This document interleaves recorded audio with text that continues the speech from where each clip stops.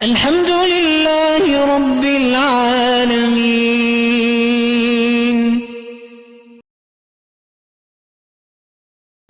یہ وہ دعا ہے جس کو میں کہتا ہوں زبان بے زبانی،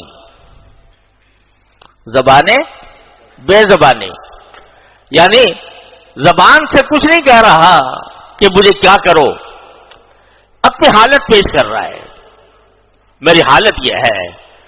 اب آپ ارحم الراحمین ہیں، اس آپ کے ارحم الراحمین ہونے کا جو بھی تقاضا ہے میرے ساتھ وہ معاملہ کر دیجیے۔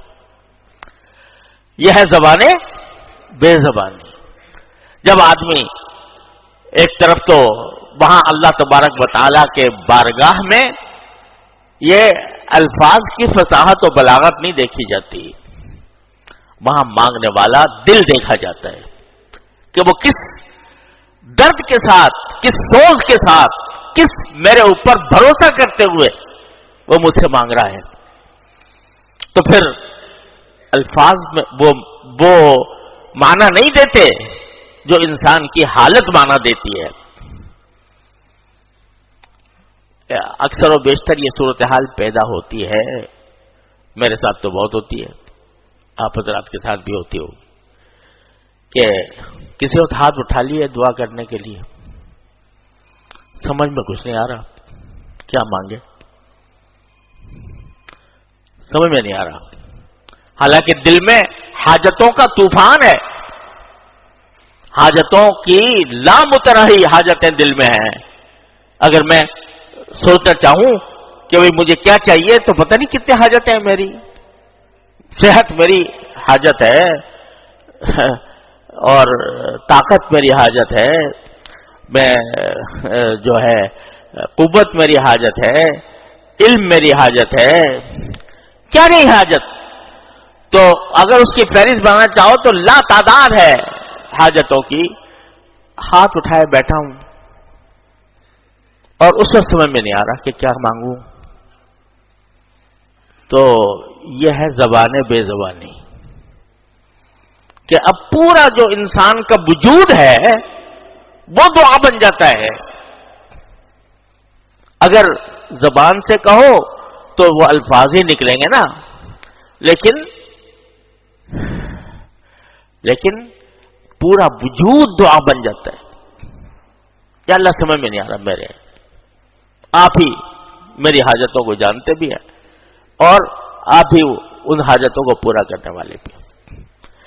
وہ اپنی زبان حال سے، اپنے سارے وجود سے وہ مانگ رہا ہوتا ہے کہ یا اللہ میری ساری حاجتیں آپ جانتے ہیں، آپ اپنے فضل و کرم سے پوری فرما۔ میرے شیخ حضرت والا حضرت عارفی قدس اللہ تعالیٰ سرہ ایک مرتبہ فرمانے لگے، حضرت کو دعا کا بڑا ذوق تھا، اور جب دعا کرنے پہ آتے تھے تو بعض اوقات بس کیے جاتے رہتے تھے، 15 منٹ 20 منٹ آدھا گھنٹہ ساری دعائیں ازبر اور کیا کرتے تھے، بہت دعا لمبی دعا کیا کرتے تھے۔ تو فرماتے ہیں میں جب حرم مکہ میں حاضر ہوا اور اللہ تعالیٰ نے طواف کی توفیق دی اور ملتزم کے سامنے بیٹھا، بیت اللہ شریف کے دروازے کے سامنے بیٹھا، تو دل میں آیا کہ اب وہ خوب دعا کروں گا۔ ہاتھ اٹھائے تو الفاظ ہی نکل نہیں رہے کچھ زبان سے، سمجھ میں نہیں آ رہا کیا کہوں کیا نہ کہوں، کیا مانگوں کیا نہیں مانگوں۔ تو سوچا کہ اچھا کبھی کل ہی تو میں نے بہت دیر تک دعا کرائی تھی، آدھے گھنٹے کی دعا تھی، وہی کچھ یاد آ جائے کیا کیا کی تھی، وہی یاد نہیں آ رہی، اور کچھ ادعیہ معصورہ یاد تھیں وہ بھی یاد نہیں آ رہی، ہاتھ اٹھائے گئے۔ تو حضرت فرماتے ہیں کہ دل میں یہ آنے لگا یا اللہ تو اس جگہ پر آ کر بھی دعا کرنے سے عاجز ہو رہا ہے تو کیا بنے گا تیرا؟ تو اس کے مان بعد دل میں یہ بات آئی کہ ارے تو کیا مانگے گا، تیرے جو یہ ہاتھ پھیلے ہوئے ہیں جس بارگاہ میں، یہ ہاتھ جو ہے ساری کائنات ان ہاتھوں کے نیچے ہے، جس بارگاہ میں یہ ہاتھ پھیلے ہوئے ہیں تو ساری کائنات ان کے ہاتھوں کے نیچے ہے. تو مانگے گا تو جتنی بھی چیز مانگے گا تو جو متناہی ہوگی. جب ان کی بارگاہ میں یہ ہاتھ پھیلے ہوئے ہیں تو وہ زبان بے زبانی سے وہ عطا فرمائیں گے جو تیرے وہم و خیال میں بھی نہیں ہے. تو یہ ہے زبان بے زبانی کہ آدمی زبان سے کچھ نہیں کہہ رہا لیکن پوری حالت اس کی دعا کی مجسم وجود جو ہے وہ دعا مجسم دعا بنا ہوا ہے. درگاہ حسن میں ٹوٹے ہوئے لفظوں پہ نہ جا. یہ میں نے کبھی شعر کہا تھا. درگاہ حسن میں ٹوٹے ہوئے لفظوں پہ نہ جا. لطف اظہار ہے اظہار و بیاں سے آگے.